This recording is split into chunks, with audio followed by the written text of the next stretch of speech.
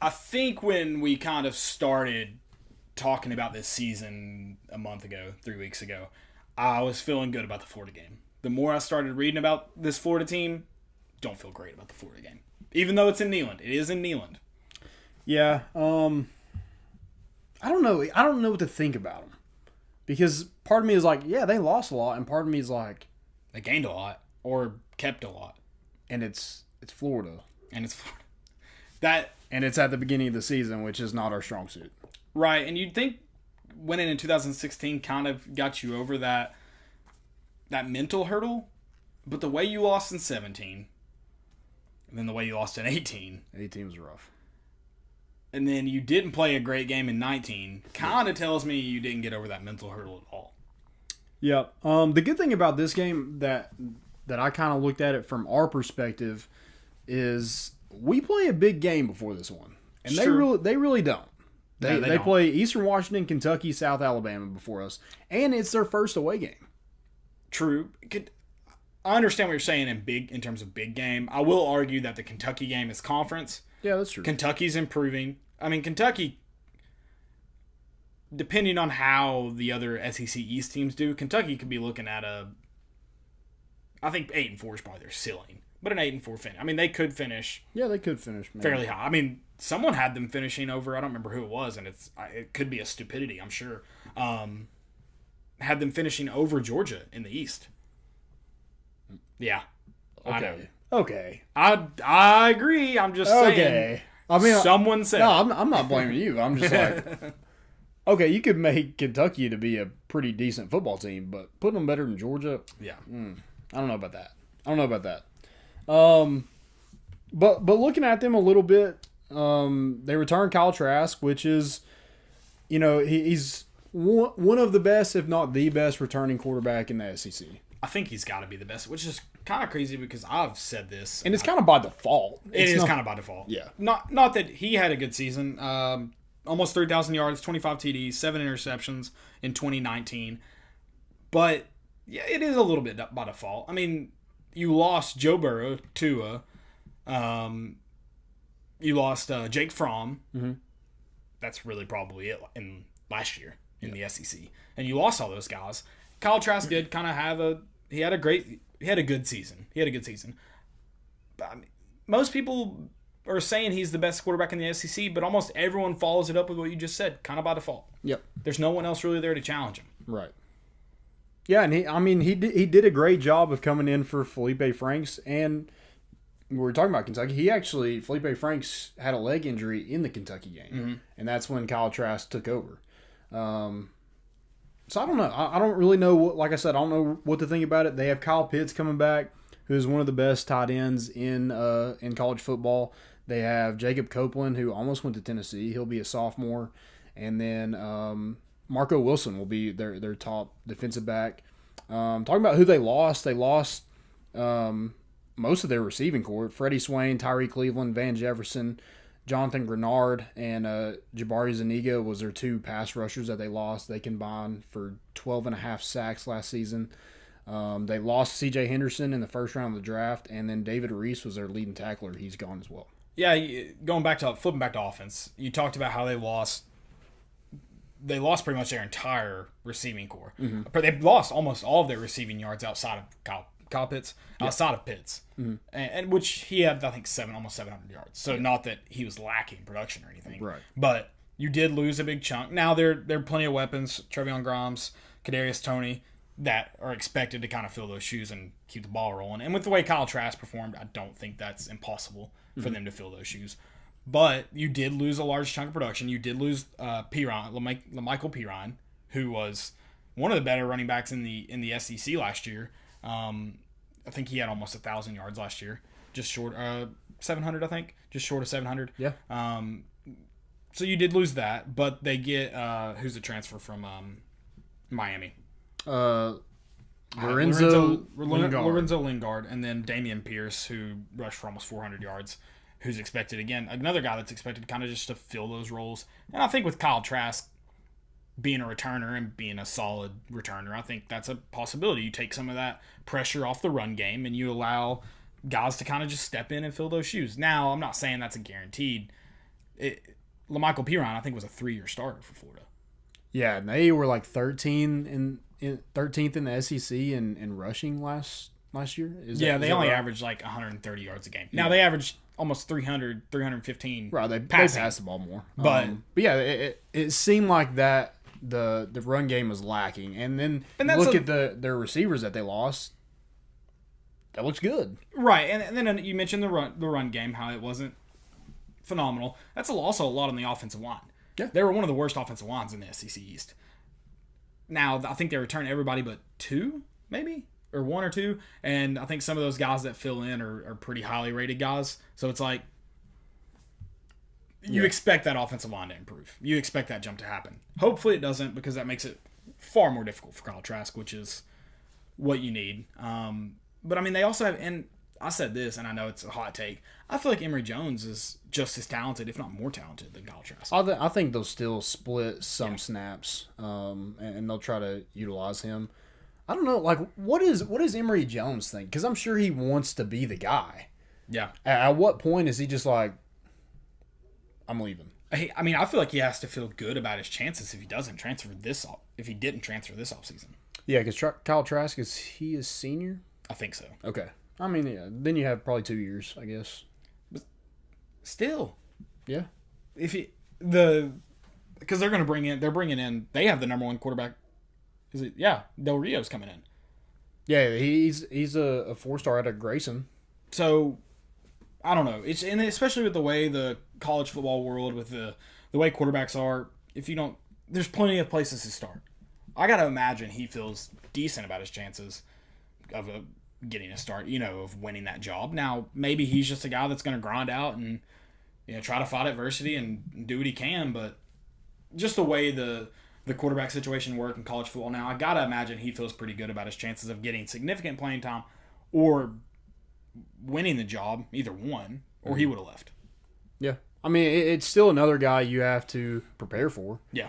But one thing that I've kind of seen with Dan Mullen is he is banking on this transfer portal to work. Oh, yeah. 7 guys out of the transfer portal. 7. Yeah. And 3 or 4 former 5-stars. But you look at former 5-stars, there's a reason why they left that school. It could be, the situation they were in, but a lot of that is, they weren't playing. And Lorenzo Lingard, running back from Miami, former 5-star. Justin Shorter, wide receiver from Penn State, former 5-star. Brenton Cox, defensive end from Georgia, former 5-star. And then 4 more guys, I think an offensive lineman from Mississippi State, a linebacker from UCLA, and I think a kicker. And I don't remember the other one, but he's banking on a lot of these guys to come in and play right now. Yeah. Especially with the guys you lost. Brenton Cox came in last year, didn't he? I thought he sat out a year last year. He did not play he transferred. I thought he was at Florida last year, though. Was he not? I don't think so. Oh, okay. I thought he was. But he is granted immediate eligibility, and so is Lingard. Justin Shorter still has to get that, but both of those guys have it. And Lingard wasn't he the number 2 back at Miami last year? I mean, I don't think he saw a lot of carries. Yeah, I think he played like 8 games and then transferred. Okay. So yeah, I mean he's banking on because we've seen the transfer portal. Sometimes it works for you. It worked for LSU last year, but sometimes it's just a waste. Not really waste, but just like it just doesn't help. Yeah, you don't get them as early as you think you may. Right. Yeah, so he's banking on all of that, and he's had some bad off seasons. I mean, a lot of kids leaving the program. Yeah. A lot of kids, sign the letter of intent and then getting out of it to go somewhere else. There's just been some weird things go on at Florida. Brenton Cox transferred midway through the season to Florida. Okay. Yes. I thought he might have been there. For some reason, I was thinking he was there when Tennessee played them, but I guess not. Gotcha. I don't know what midway means. Yeah. But Florida's always going to have a good defense. Todd Grantham does a great job. So I don't think they'll fall off too much. No, and that's kind of and they return, especially in the secondary. They did lose C.J. Henderson, but they also returned plenty of guys who made plenty of impactful plays in that secondary. So I I don't know how much you really lose there. I think it's notable to say you lost a first round guy, but I don't know how much you lost in the secondary. Really, truly. Yep. I think with this game, if the score gets in the 40s and high 30s, I think Tennessee probably loses. Yeah, you're not. I don't think, especially the way this offense clicked last year. I doubt you're going to be able to boat race them. Yeah, but if it's low 30s, high 20s, I feel like Tennessee will have a chance, at least to be in the game. Who's the starting quarterback come week 4? I don't know. I mean, I think what's good about having the Oklahoma game, I feel like you get a feel of who can, shine in the spotlight. I mean, I don't know. Do we even see Harrison Bailey by this point, though? I don't know. Like, have we seen him yet in week 2? Dude, and the more I think about this quarterback competition, the more I kind of like put out Brian Maurer. But part of me thinks like he's still in it because I feel like he's kind of been a leader. Yeah, I mean, on this team, like anytime you see this team out anywhere, Brian Maurer's right in the center of it. If anything, the only thing that's keeping, I don't know if it's necessarily the leadership per se. Now this falls into kind of that leadership category. Mm-hmm. I don't know if it's just leadership. I think it's more so the passion and fight that keeps him in it. Now that's going to also kind of, you're going to step up, that's going to naturally put you in a leadership position typically. But I feel like he kind of willed plays when he was on the field. Mm-hmm. And I think that may keep him in it. Whereas that we know that's not necessarily JG's, forte. I don't know if it's Harrison Bailey's. Haven't seen anything from Harrison Bailey, and especially in college football. Yeah. So I have no idea. But while we're talking about the quarterback situation, I mean, you got to assume JG's feeling good about it. He's got a returning offensive coordinator. He's been in the system for a year now. You've seen the coach have his back for a full season. At least a dang good offensive line. Yeah, outspoken to have his back. And now he's tweeting about playing 14 games, which is irritating as hell to me. Why are we not playing the 15th game if we're playing 14? But he's going to be in that SEC championship game, according to his Twitter. I don't know. Maybe, I love the. Maybe he just bought his ticket. Maybe. No, they're not selling tickets yet. Yeah, they're giving. Are they giving refunds? No. They just they were supposed to open on July 27th. Okay, but as of now, they're not. Gotcha. So that's not what's happening. That's good news. I like the confidence for one. I love it. Act like you're gonna be there. Plan to be there. I hope he's right. If he's our starting quarterback when we make it to Atlanta, I'd love to eat my words for pretty much everything else I've said about him. Absolutely. I think everybody would. Yeah. I'll take that. But if you're going to play 14 games, make it 15. Just make it 15. Yeah. But if you're in Atlanta, then you give yourself a chance. Right. Because I feel like that's kind of how Florida is. Like, look at their schedule of how it lines up for them. I mean, if a lot of people are penciling them in to be in Atlanta and then having a chance at the college football playoff. I think Florida's floor is 9-3. Oh yeah, floor. Yeah, I mean their schedule is easy.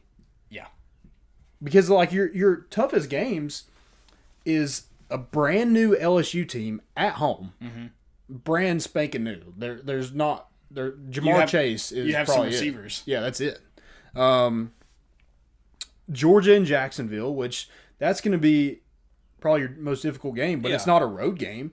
And it's Georgia has to play Auburn and Alabama. So I mean they're kind of in the driver's seat already for the East before they even play Georgia. Yeah. And then Tennessee's probably your third toughest game, and if that's my third toughest game, if I'm an SEC head coach, it might be their second. I don't know how LSU's going to be. I still got to put LSU in front of Tennessee, and if I'm a SEC head coach and I'm looking at it and going, Tennessee's my third toughest game, yeah, my floor is 9-3. That's my floor.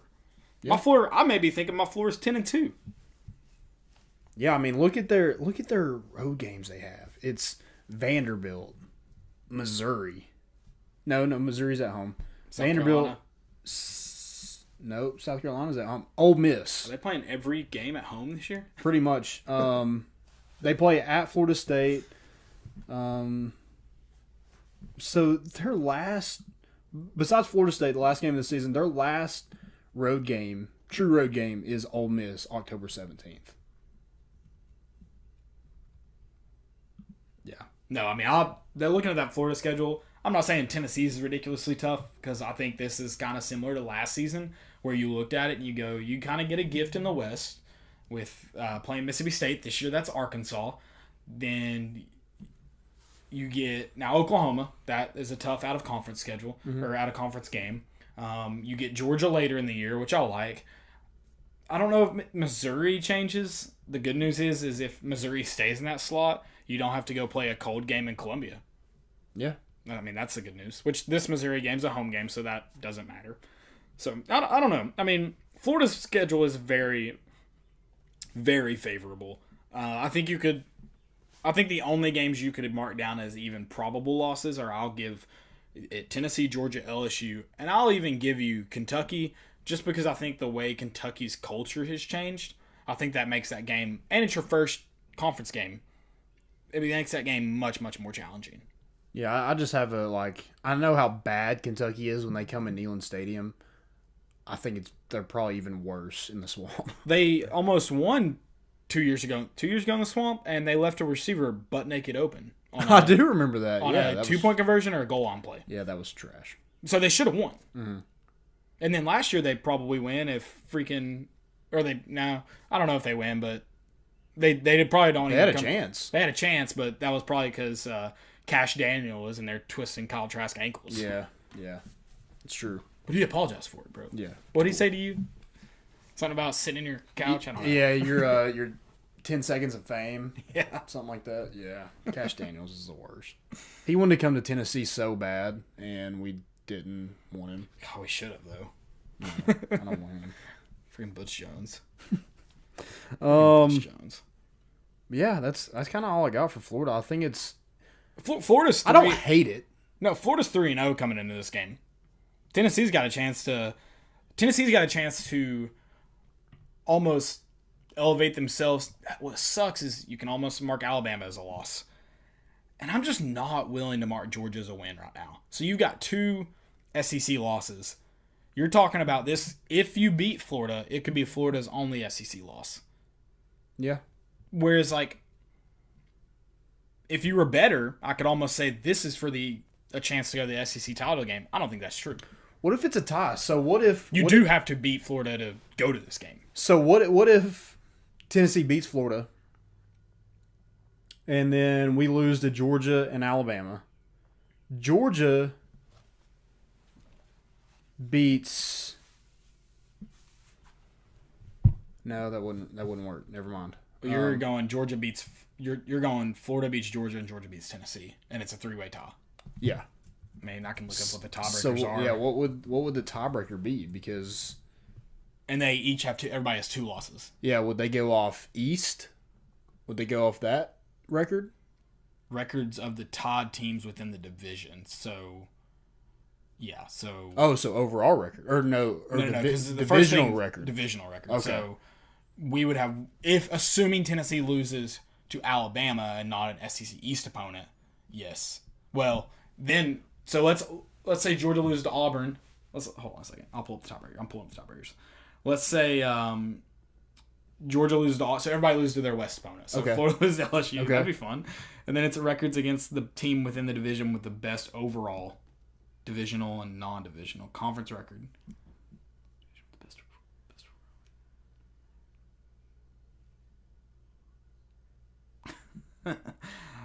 This doesn't make... I mean, it could go on and on if that was a scenario, which would be a fun scenario. Yeah, that'd be fun. I'll read exactly what it says for 3-year team. So we've already gotten past. We're on to the 3rd tiebreaker now.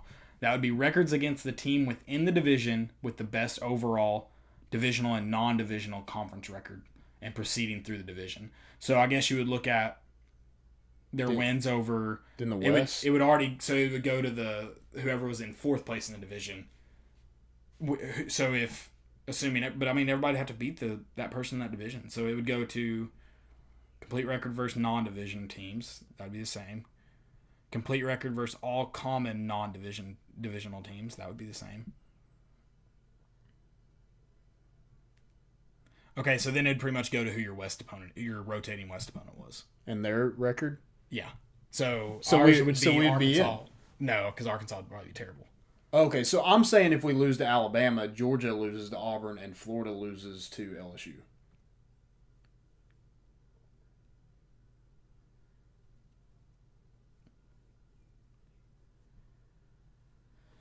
Yeah, I don't know. That would. I mean, wait, Georgia loses to who? Auburn. Yeah. So it may okay. So yeah, I guess you could. It could be Alabama. It could be Alabama. Yeah, it could put you in playing out. This is where it could. If that scenario played out exactly, that could be when playing the best team in the opposite division helps you out. Actually, So the one time it would help. the one time, yeah. It'll never get to that, but if it did, there you go. There's the perk of playing Alabama. Yeah. We have some comments. Do you have anything else for Florida? Not really. I don't think this game's impossible to win. I think they have a lot of questions, and you talked about playing them early on. And that's great.